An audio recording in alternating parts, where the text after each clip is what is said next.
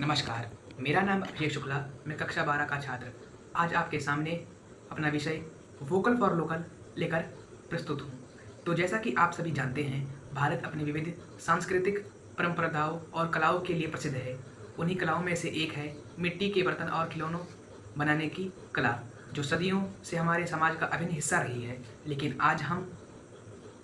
लेकिन आज के समय यह पारंपरिक कला धीरे धीरे समाप्त होती जा रही है। गांव और कस्बों में रहने वाले कुम्हार समुदाय के लोग अपनी मेहनत से मिट्टी के सुंदर बर्तन, दिए, खिलौने और सजावटी वस्तुएं बनाते हैं।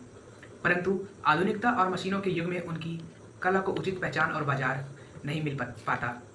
मुख्य समस्या यह है कि कारीगरों के पास अपने उत्पादों को बेचने के लिए कोई अस्थायी या बड़ा बाजार नहीं है।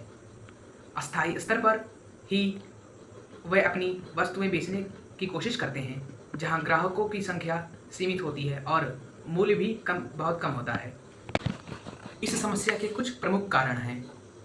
प्रथम, आधुनिकता का प्रभाव आज के समय में उपभोक्ता सुविधा और टिकाऊपन को प्राथमिकता देता है। प्लास्टिक और धातु के उत्पाद सस्ते और आसानी से उपलब्ध हैं, जिससे मिट्टी के उत्पादों की मांग घटी है। दूसरा, बाजार तक पहुंचने की कमी। कुम्हारों के पास अपने उत्पादों को बेचने के लिए न बड़े बाजार और न ही ऑनलाइन प्लेटफॉर्म तक पहुंचने का कोई मार्ग है। इस समस्या का सबसे गहरा प्रभाव कुम्हार समुदाय की आर्थिक स्थिति पर पड़ा है। उनकी आय घटने से उनका जीवन स्तर गिरा है और वे अन्य पेशों की ओर जाने लगे हैं। कई परिवार पारंपरिक काम छोड़कर दिहाड़ी मजदूर बन गए हैं। सांस्कृतिक दृष्टि से यह स्थिति चिंताजनक है, क्योंकि मिट्टी की कला हमारे लोक जीवन, परंपराओं और त्योहारों से जुड़ी है। दीपावली और पर दिए, होली पर खिलौने, विवाहों में कलश, ये सभी हमारे सांस्कृतिक जीवन का हिस्सा हैं। यदि यह कला समाप्त हो गई तो इन प्रतीकों का अस्तित्व भी धीरे धीरे समाप्त हो जाएगा। इसके अलावा यह समस्या पर्यावरण पर भी असर डालती है। जब लोग मिट्टी की जगह प्लास्टिक या धातु के बर्तनों का उपयोग करते हैं तो प्रदूषण और कचरे की मात्रा बढ़ती है। मिट्टी के उत्पाद पूरी तरह से प्राकृतिक और पर्यावरण अनुकूल होते हैं।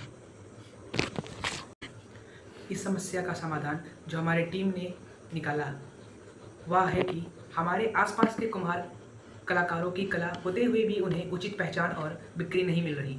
तो मैंने इनका एक सरल और प्रभावी समाधान सोचा। मैंने तय किया कि स्थानीय मिट्टी कला हाट और प्रदर्शनी आयोजित की जाए।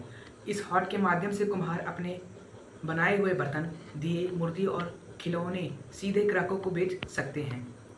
इससे उनकी आय में स्थिरता आएगी और उन्हें अपने श्रम का उचित मूल्य मिलेगा। मैंने और हमारी टीम ने भी ये सोचा कि इस हाट को नियमित रूप से आयोजित किया